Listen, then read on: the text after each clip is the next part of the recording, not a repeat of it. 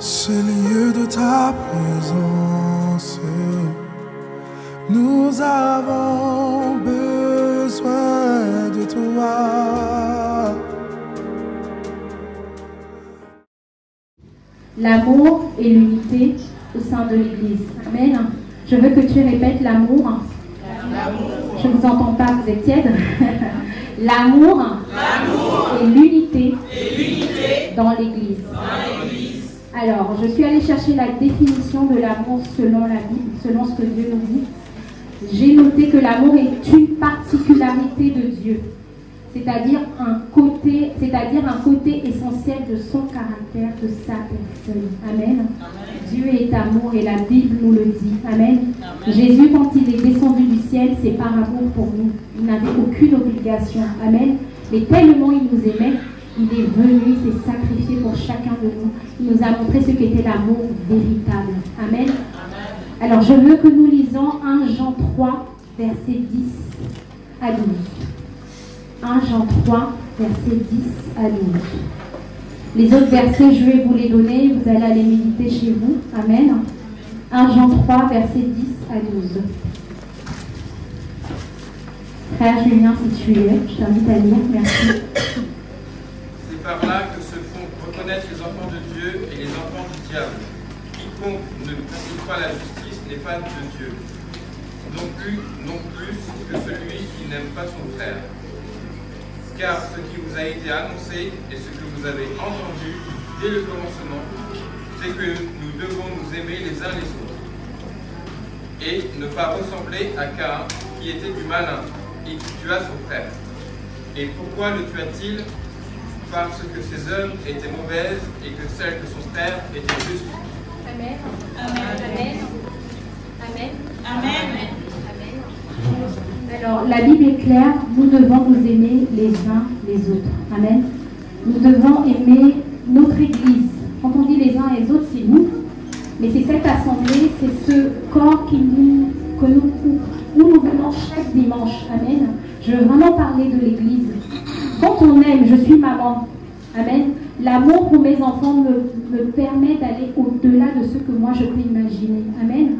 Si mon enfant se trouve dans un état critique, je m'oublie. Amen. Et je vais au secours. Amen.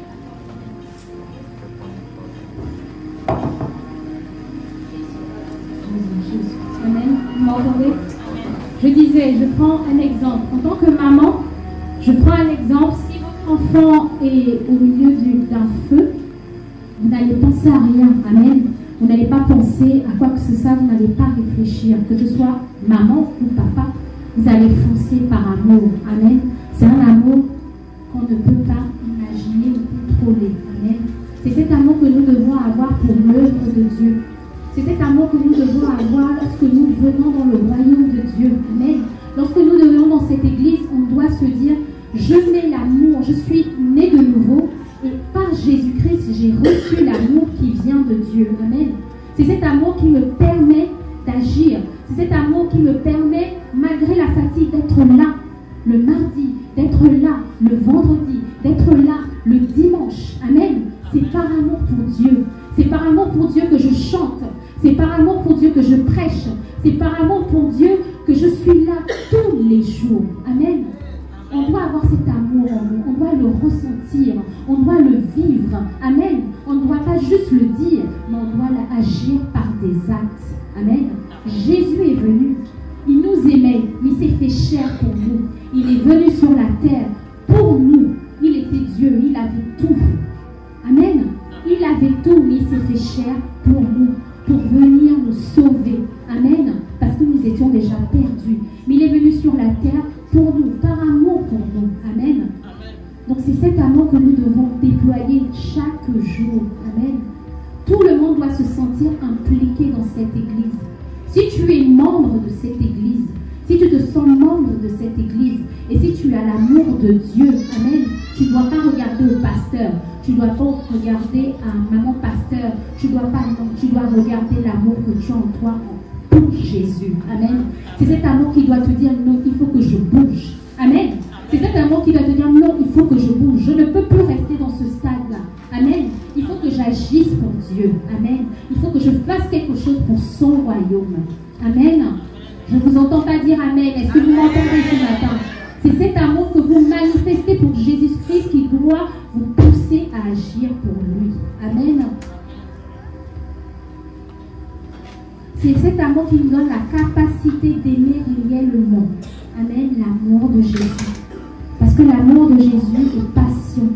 L'amour de Jésus ne juge pas. Amen. C'est un amour vrai, c'est un amour véritable. Amen. Donc je t'invite ce matin à avoir cet amour. L'unité dans l'Église. Amen. C'est ces deux facteurs qui sont attaqués par le diable. L'amour et l'unité. Nous devons faire un. Amen. Nous devons faire un. Les apôtres nous ont montré. Ceux qui sont là le mardi, nous sommes sur Actes des Apôtres. Amen. Si vous voyez comment les apôtres étaient unis pour l'œuvre de Dieu, rien ne pouvait les atteindre. Amen. Paul, c'est un exemple même. Rien ne pouvait l'atteindre. Amen.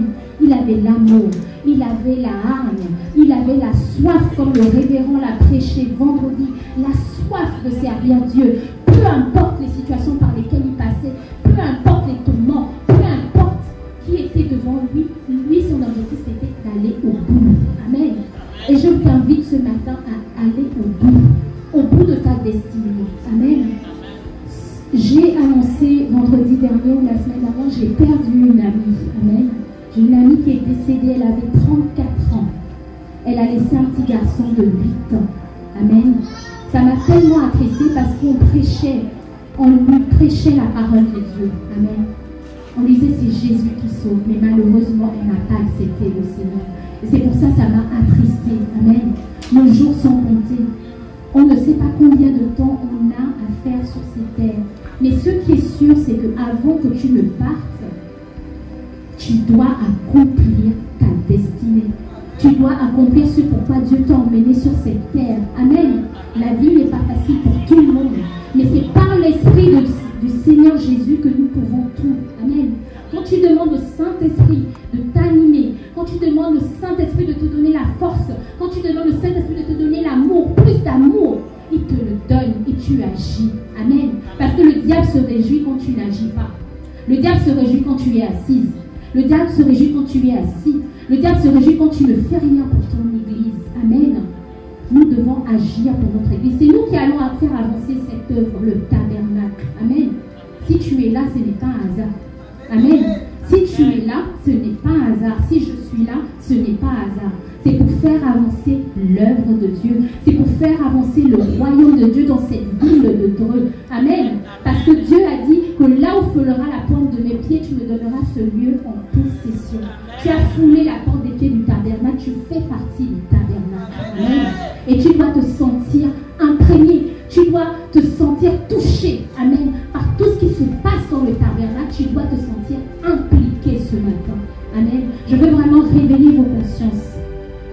Vos consciences et ma conscience. Amen. C'est nos consciences à tous. C'est nous qui allons faire évoluer cette vie. Amen. L'amour et l'unité. Amen. Je vous invite à vous lever devant la présence de Dieu, afin que nous passions maintenant un moment d'adoration, un moment de qualité.